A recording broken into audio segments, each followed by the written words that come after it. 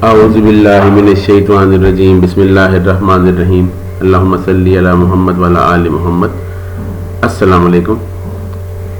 Managerial accounting की lecture series में chapter 1 हम कंटिन्यू कर रहे थे। चैप्टर 1 बेसिकली हमारा इंट्रोडक्शन का चैप्टर है और इस चैप्टर के अंदर अब तक हम basic concept of cost discuss कर चुके हैं और आज हम इन्वेंट्री फ्लोज़ की बात करेंगे। बेसिकली इन्वेंट्री फ्लोज़, कोई भी इन्वेंट्री आइटम हो, चाहे वो रॉ मटेरियल हो, चाहे वो वर्क इन प्रोसेस हो, चाहे वो फिनिश गुड हो, उसका एक फ़्लो बनता है और उस फ्लो के बाद उसकी कंजम्पशन कैलकुलेट होती है। तो जेनेरिक सा फ्लो हम डिस्कस करेंगे, उसके बाद हम डिफरेंट जो कॉस्ट एलिमेंट्स हैं उनके फ़्लो के ऊपर डिस्कशन शुरू करेंगे। तो सबसे पहले आप देखें तो हर इन्वेंट्री आइटम का पीरियड स्टार्ट के ऊपर एक ओपनिंग बैलेंस होता है। उसके बाद उस इन्वेंट्री आइटम के अंदर एडिशंस होते हैं, ठीक है। फिर उस इन्वेंट्री आइटम की अवेलेबल निकल आती है, ठीक है। जैसे मिसाल के तौर पर हम कहते हैं कि अगर आपके पास रॉ मटेरियल की इन्वेंट्री है, ठीक है, वो साल के शुरू में 100 यूनिट्स थी, ठीक है, या 100 यूनिट्स को आप 100 रुपीज़ कह लें, ठीक है। तो उसके बाद आपने ड्यूरिंग द ईयर या ड्यूरिंग द पीरियड आपने रॉ मटेरियल की परचेजेस की हैं, वो आपने 100 की हैं, या लेट्स सपोज कोई भी फिगर ले लें 200 की हैं। तो 100 आपका ओपनिंग था, 200 आपने परचेज किया, तो 300 आपका अवेलेबल हो गया, ठीक है। उसके बाद अवेलेबल में से विड्रॉल को आप माइनस करते हैं। विड्रॉल यहाँ पे बेसिकली ये, चूंकि हम जेनेरिक डिस्कस कर रहे हैं, तो रॉ मटेरियल के केस के अंदर रॉ मटेरियल कंज्यूम निकल आएगा। तो अगर हम कहते हैं कि 240 का रॉ मटेरियल कंज्यूम हो गया है, ठीक है, तो जो क्लोजिंग बैलेंस है वो 60 का बच गया है। तो बेसिकली कोई भी इन्वेंट्री आइटम हो, चाहे वो रॉ मटेरियल हो, चाहे वर्क इन प्रोसेस हो, चाहे फिनिश गुड्स हो, ये उसका एक जेनेरिक सा क्वांटिटेटिव फ्लो बनता है, या इसको हम फाइनेंशियल फ्लो भी बना सकते हैं, ठीक है। तो इन्वेंट्री फ्लो क्वांटिटेटिव भी बनता है, इन्वेंट्री फ्लो फाइनेंशियल भी बनता है, ठीक है। चले, अब इस चीज को समझाने के लिए मैंने ऐसे आपको एग्जांपल तो दे दी है, एक जेनेरिक इन्होंने एग्जांपल ली हुई है कि अगर आपके पास बैंक में ओपनिंग बैलेंस था 1000, ठीक है, और आपने फर्दर जो है वो 100 रुपया या $100 जमा कराए हैं और आपने 300 विड्रॉ भी करा लिए हैं, ठीक है जी। 300 जब विड्रॉ हो गए हैं तो उसके बाद बताइएगा कि बैंक में कितना बैलेंस बच गया। तो ये सिंपल सा फ्लो है कि 1000 था, 100 और जमा हो गया, 1100 हो गया, और 1100 में से 300 आपने माइनस किए तो सिंपल 800 का आपके पास बैलेंस आ गया, ठीक है जी। अच्छा, अब ना यहां से ऑनवर्ड हम डिस्कशन करेंगे प्रोडक्ट कॉस्ट और इसका एक क्लोजर लुक लेंगे कि हमारी जितने भी रॉ मटेरियल है, वर्क इन प्रोसेस है, फिनिश गुड है, बेसिकली ये किस तरीके से फ्लो करते हैं, ठीक है। और आपने अर्लियर स्टडीज में कॉस्ट अकाउंटिंग अगर पढ़ी हो तो आपने कॉस्ट ऑफ गुड्स मैन्युफैक्चर्ड का शेड्यूल एक बनाया होगा, जिसको cost of goods manufacture statement भी कहा जाता है, ठीक है।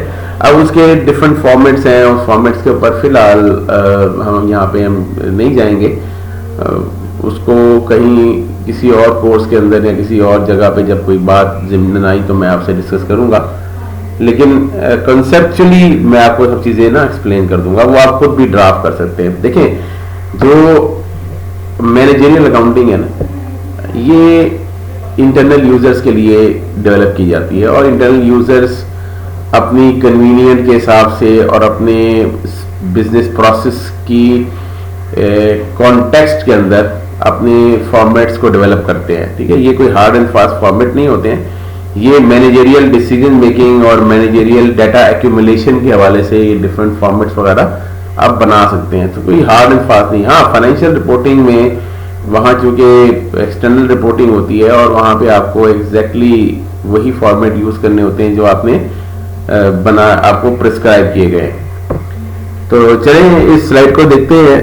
जैसे रॉ मटेरियल का एक कॉलम है, एक मैन्युफैक्चरिंग कॉस्ट का कॉलम है और एक वर्क इन प्रोसेस का कॉलम है।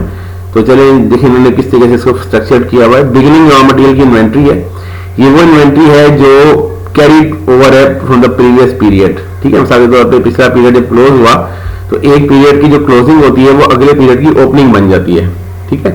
तो ये एक जेनेरिक सा फ्लो है और इसमें कोई ऐसी टेक्निकल बात नहीं है, ये तो बड़ा कंसेप्चुअली है। मिसाल के तौर पे बैंक स्टेटमेंट है, अब जून 30 को जो बैंक का क्लोजिंग बैलेंस था वो जुलाई 1 को बैंक का ओपनिंग बैलेंस हो जाएगा, ठीक है। इसी तरह कि जून 30 को जो रॉ मटेरियल की इन्वेंट्री पड़ी हुई थी वो क्लोजिंग इन्वेंट्री जून 30 की थी और जुलाई 1 को वो ओपनिंग आ जाएगी। सिंपल सा कॉन्सेप्ट है, ठीक है।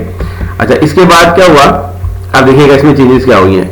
रॉ मटेरियल जो परचेज हुआ वो इसमें ऐड हो गया, फिर raw material available for use in production आ गया, ठीक है। अब न्यूमेरिकली मैं आपको नहीं ये समझा रहा, लेकिन आप फ्लो समझ जाएं इसका, और बिल्कुल स्टैंडर्ड सा फ्लो है कि बिगनिंग परचेज अवेलेबल आ गया और उसमें जो क्लोजिंग इन्वेंट्री अवेलेबल है वो माइनस करी तो रॉ मटेरियल कंज्यूम आ गया। अब ये रॉ मटेरियल कंज्यूम जो है ये डायरेक्ट मटेरियल कंज्यूम के सेंस में मैन्युफैक्चरिंग कॉस्ट के टी अकाउंट के अंदर या मैन्युफैक्चरिंग कॉस्ट के रिकॉर्ड के अंदर रिपोर्ट होगा, ठीक है। और ये जो आइटम है ये मटेरियल से रिमूव हो जाते हैं, ठीक है। और ये प्रोडक्शन प्रोसेस में या WIP जिसको हम कहते हैं या वर्क इन प्रोसेस कह रहे हैं जो अब, लेकिन ये मटेरियल की इन्वेंट्री से ये रिमूव कर दिए जाएंगे, ठीक है जी। अच्छा, इसके बाद अगर आप देखें, ये चले इसी की एग्जांपल आप ले लेते हैं कि बिगिनिंग रॉ मटेरियल जो था वो 32,000 था, 2,76,000 का इन्होंने परचेज किया और जो 28,000 का वो क्लोजिंग बैलेंस आ गया। तो 32,000 में 276 को ऐड करें, ठीक है। तो ये आई गेस बनेगा 276 278 88 98 3,08,000। 3,08,000 में से 28,000 को माइनस करेंगे 2,80,000 आ जाएगा। तो सिंपल सी कैलकुलेशन है, ठीक है। तो ये इसका आंसर है जी 2,80,000। ये देख लीजिएगा, इसको यहाँ पे टिक लगा लें। आपको नहीं समझ आया तो इसको दोबारा देख लें कि 32,000 में, ठीक है, ये फिगर ऐड होगी 276 और ये वाली फिगर इसमें से माइनस हो जाएगी, ठीक है। तो सिंपल 280 आ जाएगा, ओके। अच्छा, अब डायरेक्ट लेबर और मैन्युफैक्चरिंग ओवरहेड, ये अच्छा इसका भी ना एक प्रोसीजर है। इंशाल्लाह आगे चैप्टर्स आ रहे हैं वहां पे डायरेक्ट लेबर के ऊपर फर्दर बात अगर हुई तो उसको डिटेल से करेंगे। लेकिन बेसिकली डायरेक्ट लेबर क्या है? डायरेक्ट लेबर वो लेबर है जो आपके मैन्युफैक्चरिंग प्रोसेस के अंदर डायरेक्टली इन्वॉल्व है और गुड्स को प्रोड्यूस करने के लिए वो मतलब यूज होती है, ठीक है ना। तो वो डायरेक्ट लेबर की जो भी आपने अमाउंट पे की है वो डायरेक्ट लेबर के अंदर वो आप रिपोर्ट करते हैं, वो कंजम्पशन ऑफ डायरेक्ट लेबर आ जाएगा। मैन्युफैक्चरिंग ओवरहेड का पूरा एक कॉन्सेप्ट है, मैन्युफैक्चरिंग ओवरहेड अप्लाई किया जाता है। ये कॉस्ट अकाउंटिंग के सब्जेक्ट्स में आपने पढ़ा होगा कि मैन्युफैक्चरिंग ओवरहेड की एप्लीकेशन की जाती है और उसका रीजन ये होता है कि मैन्युफैक्चरिंग ओवरहेड कोई एक पैटर्न नहीं रखता, ये एक जेनेरिक तरीके से इंकर हो रहा होता है और बड़ा कॉम्प्लेक्स कॉस्ट एलिमेंट है। तो ज्यादा इसकी एप्लीकेशन के बाद मैन्युफैक्चरिंग कॉस्ट के ना 3 एलिमेंट है, डायरेक्ट मटेरियल, डायरेक्ट लेबर और मैन्युफैक्चरिंग ओवरहेड, ठीक है। अच्छा, इसके बाद ये जो डायरेक्ट लेबर और डायरेक्ट और ओवरहेड है इसको हम कन्वर्जन कॉस्ट भी कहते हैं, ठीक है।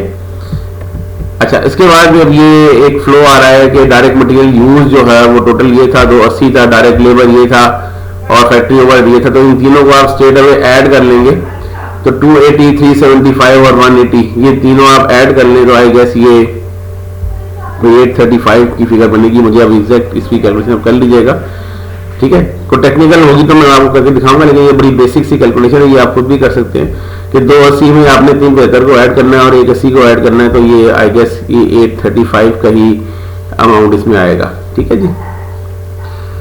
ले जनाब, इससे आगे चलते हैं। इससे आगे अब यहाँ पे क्या होता है, total manufacturing cost working process के फ्लो के अंदर रिपोर्ट होती है।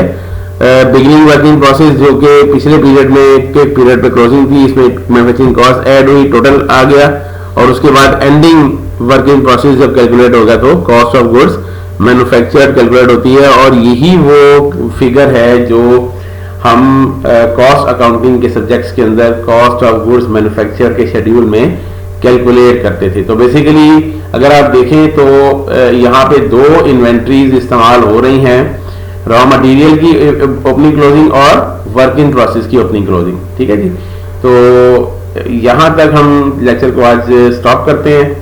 इंशाल्लाह अगले लेक्चर में इससे आगे हम थर्ड इन्वेंट्री आइटम जो है फिनिश गुड है उसका फ्लो भी डिस्कस करेंगे। उस वक्त तक के लिए अल्लाह हाफिज़।